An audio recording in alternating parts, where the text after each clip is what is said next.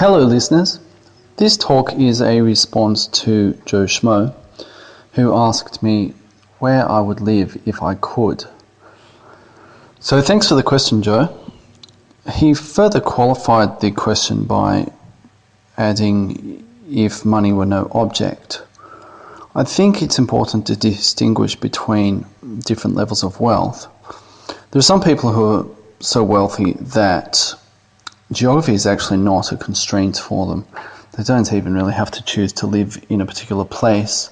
They can have multiple residences in different countries, for instance, even on different continents, and they can travel around and do what they want, basically. And further to that, because they're not constrained by geography and because they move in such elite circles, they're not really constrained by the social conditions in the places where they do live also. They're largely unaffected by things such as immigration or crime or corruption or anything else. So I'm not going to assume that level of wealth. I'm going to assume say a few $1 million, enough to basically live quite comfortably but still have to interact in society and not be able to avoid any one particular place's intricate social issues. So before I start discussing other places, I think I should recap my present situation for those who haven't listened to any of my other talks or have only listened to maybe one or two. I'm Australian, but I live in Taiwan. I think probably for the next decade, maybe less, maybe more, but probably the next decade I will remain in Taiwan, largely for economic reasons. I have a couple of businesses here and I'm still building my wealth, so I think it will probably take me another decade before I really have the financial freedom to be able to choose where to live based solely upon lifestyle and so on. So I think I'll be in Taiwan probably for another 10 years. As to whether I remain in Taiwan or not, I don't know. That will depend on different things. Firstly, it will depend upon what the situation is in Taiwan, because there are a number of question marks there. The first is the geopolitical situation in Taiwan and the relationship with China. Currently, Taiwan has a de facto independent status. As to whether that will continue or not, I don't know. China is trying to bring Taiwan into the fold. And even if China were able to do that, I don't know to what extent that would actually change anything for me. It might change something, it might not at all. So there's that. And then there are just issues to do with Taiwan generally. My businesses, will they continue to do well? Would I be able to sell them or would I be able to still be able to run them from outside Taiwan, have other people to run them for me, that kind of thing? Because those issues may affect whether I remain in Taiwan or not. And also, if you have listened to my two talks on the pros and cons of living in Taiwan, I'll also need to consider the degree to which Taiwan develops and what happens with the population. There's an aging population here, which I think will make it difficult economically because those elderly people will place quite a large burden upon the society. But on the other hand, that will probably reduce the population density of Taiwan once those people start dying off. So I don't know. I could remain in Taiwan. It's hard to say. As I get closer to the point where I have those kinds of options, what I will probably do is make a short list of places in the world that I might want to live in and then begin investigating those places. I would probably go to each for maybe a month or two to try to get a slightly deeper feel for each place. And then I might narrow it down to maybe 2 or 3 nations and then go back there at least one more time to spend more time there to really be sure. So that's probably how I would come to that decision. Now, which places might those be? Well, my first criterion for living in a place is basically that it has to have a temperate climate.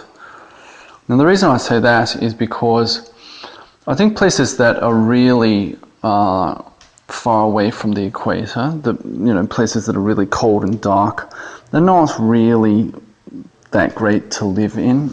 I don't think it's much fun to be in really, really frigid temperatures every day for significant portions of the year, and also the lack of sunlight I think would be a problem for me. So I don't think the quality of life would be really good in those kinds of places. Conversely, anywhere that's tropical or equatorial seems to disagree with me. I think it's my Northern European genes. I just really suffer in the heat and the humidity. So I don't think those places are kind of on the cards either. And also, I would like to live relatively close to a large body of water, a sea or an ocean. I wouldn't have to live right next to the ocean, though that would be a big plus. But I wouldn't want to live somewhere that was really landlocked and very difficult to get to the ocean from, or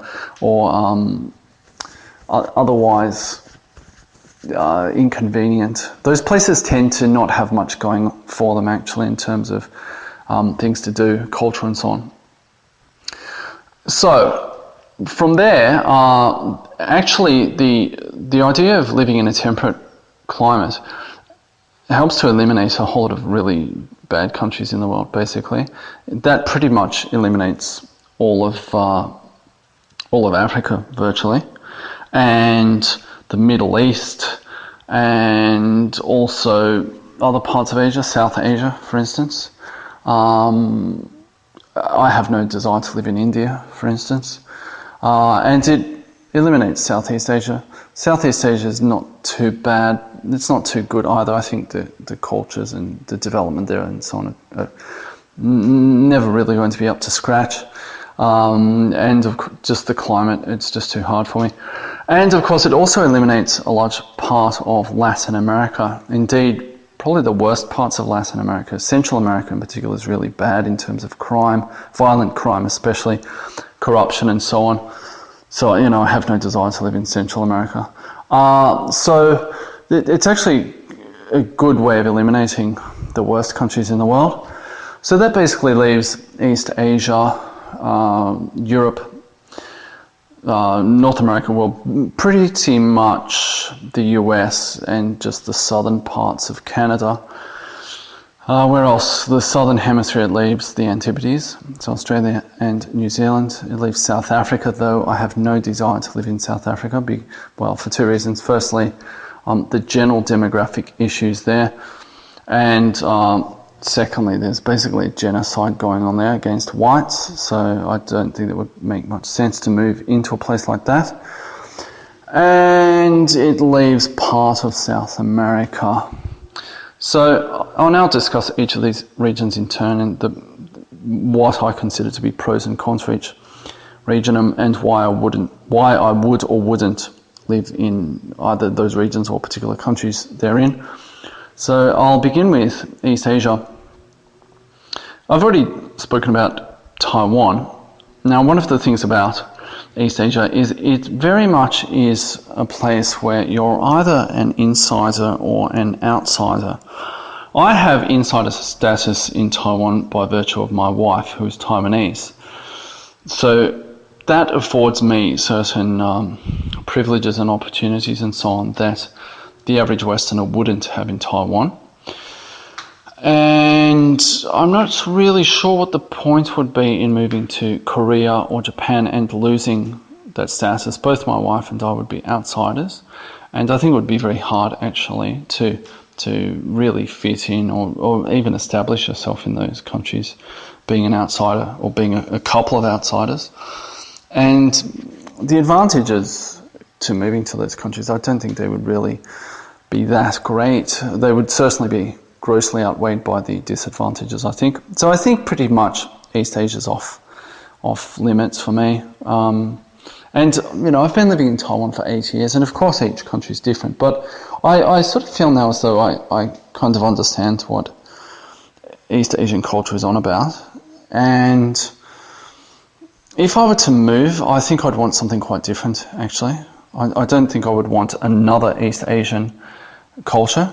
So that's East Asia. Then there's Europe, because I don't think I'd want to live in Central Asia, somewhere like that. It's just too remote, basically.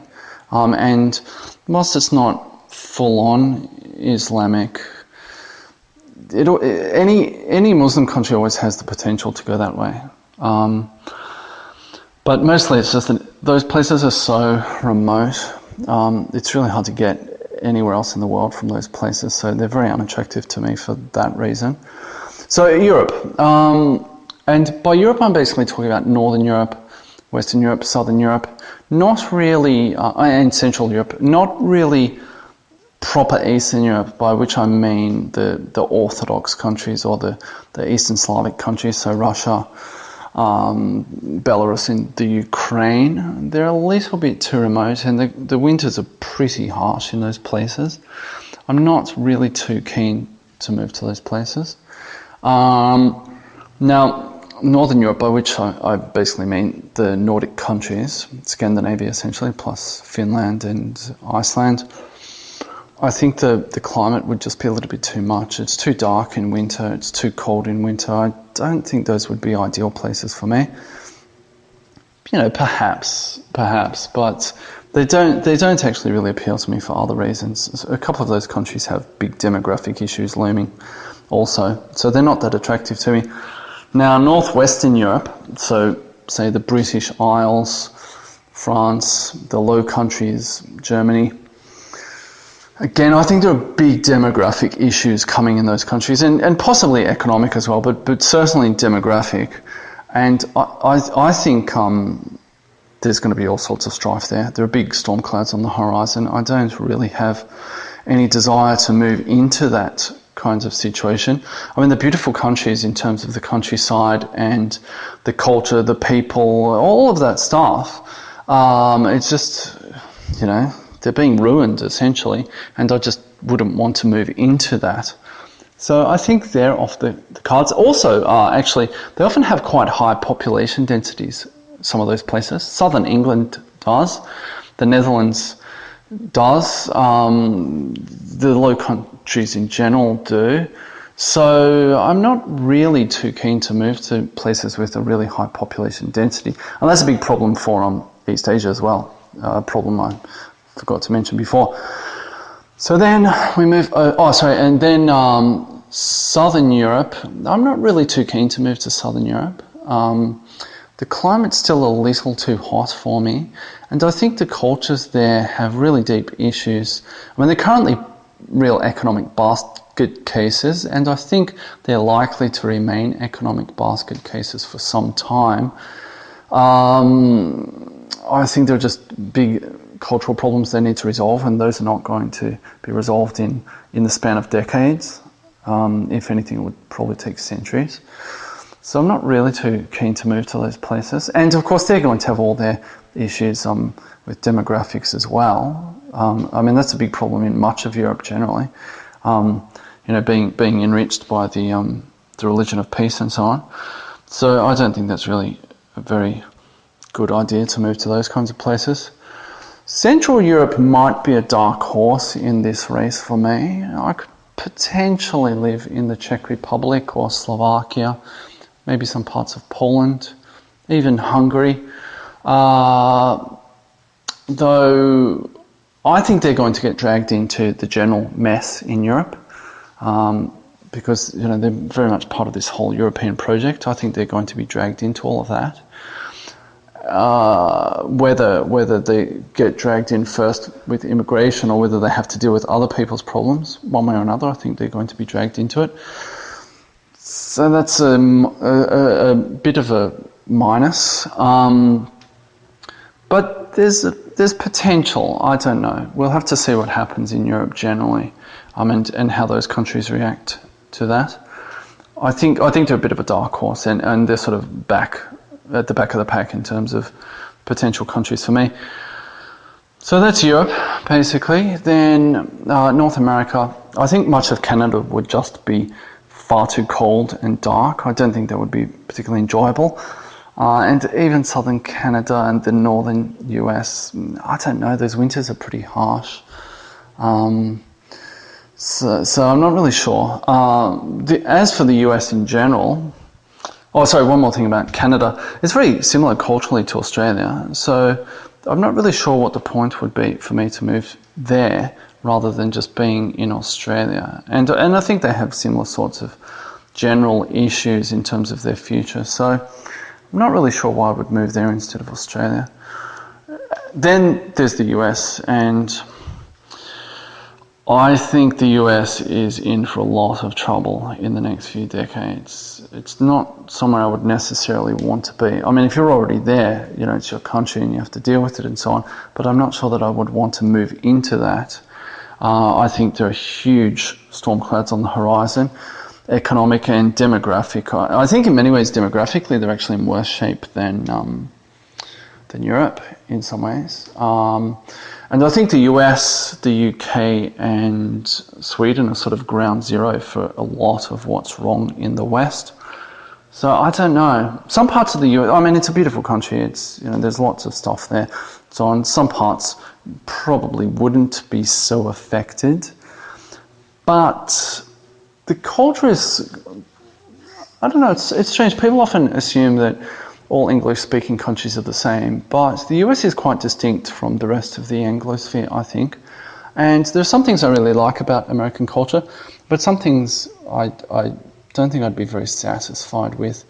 So I'm not really too keen on the US as a place to live. And again, as with Canada, I'm not sure why I would move there rather than just go back to Australia, given that I'm Australian. So yeah, I think that's off the cards. Then we get to Latin America, basically parts of South America. Now, the temperate regions of South America, basically what's called the Southern Cone, so that's Chile, Argentina, and Uruguay, potentially southern Brazil or some other countries. Some of the countries in the Andes, because of their elevation, the climate's not as harsh as it should be, given that they're tropical or equatorial even. But South America is an interesting case, I think. I think there's something that a lot of Latin American countries have in common, a kind of South American syndrome, if you like, that raises a number of red flags for me. One is that there is a lot of crime there. That seems to be really kind of endemic to Latin America all over. It's worse. It manifests itself in its worst form in Central America, but even in the places that are supposedly the most developed and the most civilized and so on, pardon me, such as Chile, those places still have significantly higher crime levels than Western Europe or Australia even. So that raises a big red flag for me. I think especially in a crisis situation, any outsider would have a big target painted on his back. A while ago I read something about the economic crisis in Argentina in 2002, and the things Argentinians were doing to each other in terms of crime, and some of it quite really vicious. And I mean, it's one thing to rob someone, but it's another to sort of torture them and so on. Some of these things that people were doing, that's a real turn-off, especially as an outsider, because I think, I mean, I would be visible as an outsider, but my wife would really be visible as an outsider, and our children as well. So yeah, I'm not too keen on that idea, actually. Another big issue with Latin America, even the places that are touted as being, more free market or more right wing. Another problem with Latin America is that it just seems as though they have a real love affair with socialism and sort of unstable government and so on. And they have several hundred years of history, and their entire history has been like that. It's been full of coups d'etat and various uprisings and fighting amongst each other and so on. And a lot of that has been motivated by ridiculous politics, socialistic politics. And even in these countries like Chile at the moment, that thought of as being sort of more right-wing, there's still a sizable portion of that country's population that basically believes that Allende was a good guy and that Marxism is a credible form of government or economic system. I mean, it boggles my mind that people still think like that, but there's such a love affair in Latin America, even in those that aren't fully retarded like Venezuela. Even in others, there's still this real theme there. That puts me off too, because one swallow doesn't make a summer, and some of these countries have had 1, 2, 3, 4 decades of somewhat stable, somewhat sensible government, but they've had centuries of idiocy, or just before they had something that was somewhat sensible, they had something that was completely insane, like in Chile under Allende, right? That kind of thing. And it just seems like it's kind of like a virus that could come back at any time, really. It's like herpes or something, right? You could just keep coming back, you never get rid of it. I think it's deeply entrenched in the psyche in many countries. So that puts me off about Latin America in general, even places like Chile to some extent. And then the other issue that I think is a real problem in Latin America, again to one degree or another, is there's just far too much substandard intelligence. If you look at a world map of IQs, even the smarter countries, so those countries in the southern cone, basically Chile, Argentina and Uruguay, they're still only on a par with the Balkans in Europe or places like Turkey. They're not even remotely close to northwestern Europeans in terms of average intelligence. And what that means is that on a daily basis you would be dealing with real dum-dums. You'd be bumping into them every other person just about would be a real dum-dum in those countries. And I think that would put a hard cap upon development in those countries because of intelligence, because of genes, basically. There's just way too much admixture with the Amerindians in those places. And even in places like Chile and Argentina that are said to be quite white, that's sort of based upon self-identification, and a lot of people self-identify as being white, but they do have some Amerindian blood back along the line. So I think all of those things put a hard cap on development, also because there is a correlation between people having low intelligence and having low impulse control and having high time preference and so on, all of this kind of thing. So, you'd always be running up against those people, and they get to vote and stuff as well. Every idiot gets a vote there. And when I say idiot, I mean, think of your dumbest voters in a country like Australia or the UK or America, and then just, maybe shave a few more points off the IQ there, right? Or off the average IQ, at least, of the average voter. I don't know, that's not a good option, I think. And of course, there's always the potential that my children could end up marrying those people and breeding with them, which wouldn't be good. So that's a general problem in Latin America, I think. Now, I'll get into discussing particular countries. I did some general research into South America last year, and in particular I did quite a bit of research into Chile, because Chile is often touted as being sort of the best of the bad bunch in a way. I'm not going to talk about Chile first. I'm going to sort of go in reverse order. So, okay, southern Brazil. Now, southern Brazil, the climate is kind of subtropical. It might not be too bad, but the problem with Brazil is southern Brazil is still part of Brazil, and Brazil is a grossly dysfunctional country. It has all sorts of social issues there. All of the sort of the Latin American issues that I've discussed already, they have those in spades in Brazil. And I think it's a really base culture too. I mean, I have this thing about soccer. I think soccer is a terrible game. I think it's a sort of extremely plebeian game, basically. Anything where some grubby kid with no shoes can kick a makeshift whatever, anything, not even a ball, but some makeshift thing around in the street amongst litter and rubbish and so on, and rubble and all this sort of stuff. Anything where that's kind of like a national obsession, I think, is a big red flag, because it just screams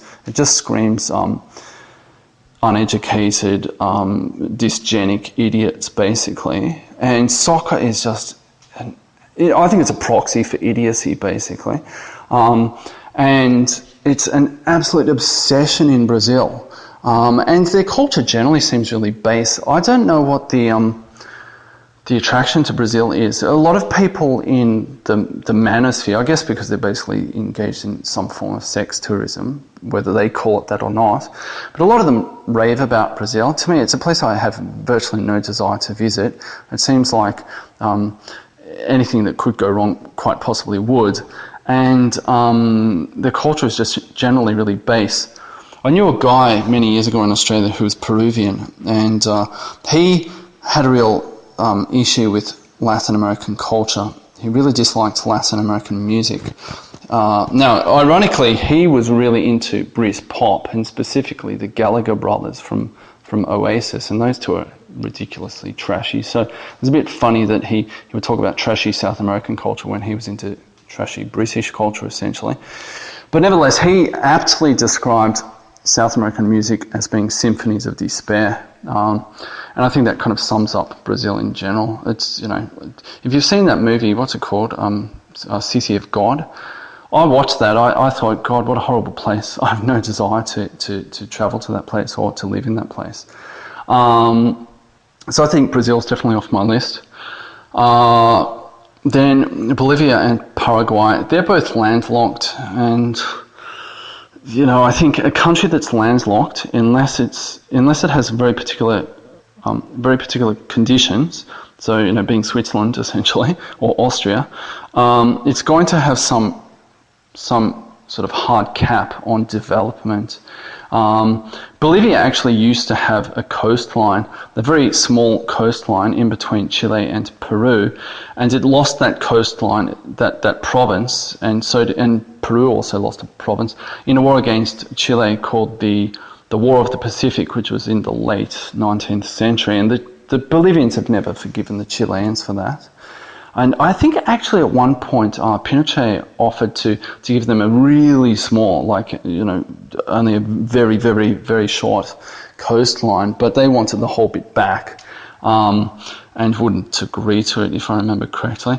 But so they're landlocked, and they have a really high rate of Amerindian admixture. So that just seems like it'd be a perennial disaster, that country. And Paraguay, to a certain extent as well, for both of those reasons. So I think they're off the list. And then those countries, those Andean countries of Colombia, Ecuador and Peru, similar sorts of issues. Generally, they suffer from the South American syndrome, so I'm not too interested in those countries, to be honest. I know Colombia is seen as this sort of big sex tourism destination in the manosphere, but, whatever, right? Then what have we got after that? All right, Argentina. Now, poor little Argentina, or poor big Argentina, I should say. It's really a sorry state of affairs, that country, and it's really it should be a warning to everyone else about how to really screw up a fantastic country. 100 years ago, it was one of the richest countries in the world. I mean, the name Argentina, argent or argent, means silver in French, and I guess they took it from Latin. That's the origin of it. And it was a really wealthy country, and it's just been all downhill from there. They just keep hitting the full retard bus, and just when you think they can't get any worse, they do. It's really sad because they had a really glorious past and all sorts of interesting culture and so on. There was one of the most European countries in Latin America, if not the most European country, both in terms of culture and genetics. But they just can't get over this socialism thing in that country, and I think at this point that's really culturally entrenched. I think they're going to have real issues ever turning that around if they even want to, of course. If anyone could ever do it, I don't know. I think they're pretty much screwed at this point for a very long time now, and that's a shame because Argentina looks like a place that could be quite interesting because it's a large country and it has a range of climates. It's tropical in the north or subtropical in the north, and it has glaciers in the south. It has mountains, it has the ocean, it has all sorts of stuff there. So it could be a really interesting place to live because you could go and do a lot of different stuff even within one country without having to leave it. But they've just hit that. They've pretty much broken the full retard bus, and they've hit it so many times and so hard. So that's a real shame. Uruguay again, it's a pretty European country. It's fairly good as Latin American countries go. The thing that would turn me off about Uruguay, aside from the general sort of South American syndrome, is that it's a very small country and it seems to be pretty uniform in terms of climate and landscape and so on. So I think that would perhaps be a little bit boring. I don't know. It might be an option, but it's not my main option for Latin America. Then there's Chile, and as I mentioned before, I spent quite a bit of time researching Chile. And the thing I found about Chile was the more I researched it, actually, the less I liked it. It seemed that a lot of the complaints I hear foreigners talking about generally with the developing or semi-developed world were there as well in terms of bureaucracy and corruption and locals being inefficient and lazy and dishonest and all of that sort of stuff. It seems like they have that there, and the crime statistics would seem to bear that out. Though I think it's still a possibility, Chile. Another disadvantage is that it's really long and skinny, and that's good in that it's quite a diverse country in terms of geography and climate, but that makes it really difficult to get around because it has the Andes and it's so long and thin. It's actually very difficult to get around there. And Santiago is basically right in the middle of the country, and then it's a very long way up to the north and also to the south.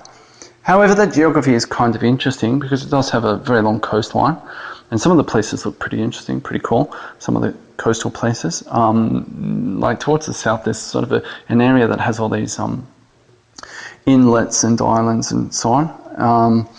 And they have desert in the north, they have glaciers in the south, they have a lake region kind of in the south, they have forests, they have all sorts of stuff there, and they have a fair bit of interesting history and so on there.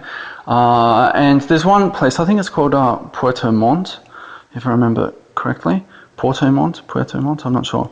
And that was settled by a lot of Germans, actually. And it still looks like quite a beautiful town or city. So, I don't know, it seems like it could be quite an interesting place. It's just the general South American issues and the fact that it might be a little bit hard to get around. The cost of living is supposedly a little bit high there as well. I don't know. That might not really be such an issue for me in the future. So I think out of Latin America, Chile is probably the main one on my list. Then we get to the Antipodes. New Zealand seems like it's a pretty nice country. It's slightly more left-wing than Australia, but it still seems like a pretty nice country. It's a little bit different. I mean, it's farther south, so the climate is slightly colder, darker as well in winter. They have earthquakes there also. And it is mountainous and so on. But it seems fairly similar to Australia. For that reason, I'm not entirely sure why I would move to New Zealand instead of just moving back to Australia. It seems like a reasonable country, but just why would I be there instead of Australia, basically? Now, Australia, which is where I'm from, I have some issues with Australia. It's becoming a real nanny state. Well, actually, New Zealand is too. They just banned internet trolls. You can go to jail for being an internet troll now in New Zealand, which is absurd. But yeah, Australia is becoming a nanny state also. There are so-called hate speech laws there, and it's generally trending leftwards as the West is all over the place. I don't know how that's going to end up.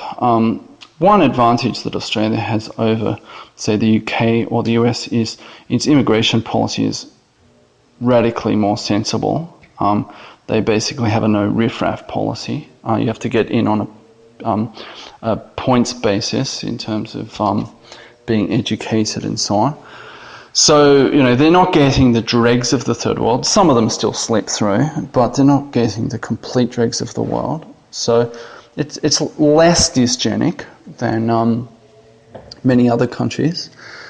But I'm particularly concerned about the nanny state and also the welfare state. Something like 20 to 25% of people in Australia receive some sort of government benefit, which is absurd. I mean, I don't know how they can sustain that in the future. I think that's going to be a big problem for them, as it is going to be in the West in general. And the other thing that I find a bit hard going also about Australia, or certainly the big cities, is they're becoming real rat races as well. They have massive populations. They have huge urban sprawl. I find that hard going. Every time I go back to Australia, I'm going back there in just over a week actually. Every time I go back to visit my family, and I usually spend at least a few weeks, if not, well, this time I'm going back for almost 6 weeks. So I spend a fair bit of time there every time I go back, and driving around and just sort of dealing with traffic and so on. I don't really like it in Melbourne, where my parents live. It's a bit too much for me. So if I did move back to Australia, it would be basically in the countryside. I would most likely live in rural Victoria, so I could be close to my parents, so I could keep an eye on them as they get older. Rural Victoria, parts of it are really nice. I mean, Australia, I think the standard of living and the scenery and so on, all of that, I think it's much better than in Taiwan. It's just those other negatives I spoke about. Ideally, though, the place I would move to, if I did move back to Australia, would be Tasmania.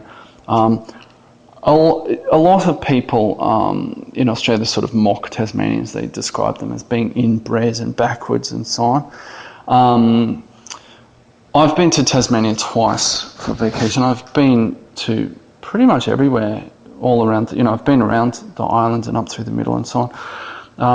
I've seen a fair bit of it. It's an absolutely gorgeous place. It's quite small, so it's easy to get around. It has quite low population density, which is really nice. And you can basically be in the countryside only 15 minutes outside of Hobart, the capital city, and Launceston, 10 minutes away from Launceston, which is the next biggest city. And when I say biggest city, I think Launceston's only about 90,000 people. It's pretty small. Hobart, I can't remember what Hobart is. I think it's only a couple of 100,000, maybe not even that. I can't remember exactly. So, there aren't huge cities there, which is really nice. And the countryside is absolutely gorgeous. They have a coastline, because they're an island, obviously. So they have a coastline, and that's really beautiful. Everywhere pretty much, and they have some small mountains there and lots of forests, and they have about, I think it's 19 national parks. I've been to about half of them, and they are stunning. They are really gorgeous, the national parks. And in the areas where they don't have national parks, they have lots of forests, some of which are logged, some of which are not. Some of them are sort of regrowth forests for the timber industry, which is a pretty big industry in Tasmania. And then they have all these sort of green rolling hills, and they're really big into produce there. So dairy, meat, fruit, vegetables. They have seafood, everything. They even have they have a couple of breweries there, and they also have some cold weather wine. I think that's what that stuff's called. So they have really nice natural things in Tasmania. It's a really beautiful place. You can just drive through the countryside, and you'll come to a farm where they're selling apples, or where you can just buy some handmade jam and all this kind of stuff. It's fantastic. It's an amazing place. And also the history there, it was one of the first places settled in Australia, so they have a lot of historic sites. But it's just an amazing place. It's really beautiful, and it's very much off people's radars. I think only about 6% of tourists to Australia ever go to Tasmania, because you can't drive there. You have to get the ferry, or you have to fly. So and it is a little bit of a hassle, or it's quite away from the places people usually think of when they think of in Australia, which is really good, because it means it's not overrun, basically. But yeah, it's really beautiful there, and the culture is kind of interesting. I mean, it's actually the birthplace of the greenies in Australia, and the sort of lefty idiots. They had sort of environmental battles there a few decades ago, and then there's a big logging industry. So you have a sort of quite a kind of redneckish culture, you know, sort of a how do you describe it? It's sort of, it's blue collar, but it's kind of right wing in some ways. It's sort of like old school Labor in some ways, and they dislike all those greenies. Those two groups hate each other. But overwhelmingly, the population is this very genteel, sort of old school, very Anglo-Saxon population. They're all very chilled out and very easygoing, extremely polite, all of that, you know. It's really nice. It's, in some ways, it's almost like stepping back in time. I really liked it there. I really liked dealing with people there. They have a sort of a naivety that's really nice. It's, you know, to get away from Melbourne, for instance, where it's such a rat race and everyone's so competitive and everyone's sort of on each other's backs about stuff.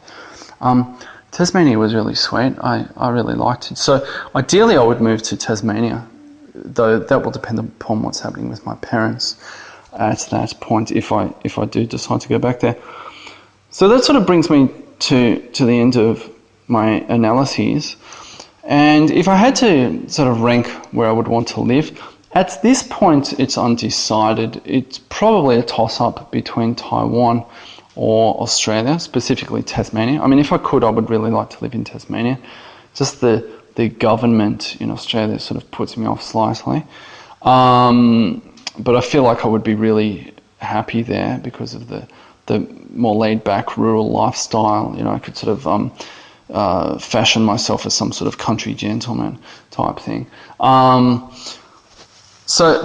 you know, we'll have to see what happens, really. But I think at this stage it's a toss-up between Taiwan and, say, Tasmania in Australia, maybe rural Victoria. And then some way behind those, probably Chile, and then some way behind Chile, Uruguay, and then as some sort of dark horse, Central Europe, so maybe the Czech Republic or Slovakia. I spent a fair bit of time in each of those countries, but particularly Slovakia when I was in Central Europe. Maybe Poland, but yeah, I think Australia, Taiwan, pretty neck and neck at the top. Then Chile, Uruguay, and then maybe some Central European countries. But we'll see. Maybe in about 10 years when I do some more thorough investigations. So I hope that has answered your question, Joe Shmoe. Thanks for asking the question. If you have other questions, feel free to ask. And to everyone else, thanks for listening.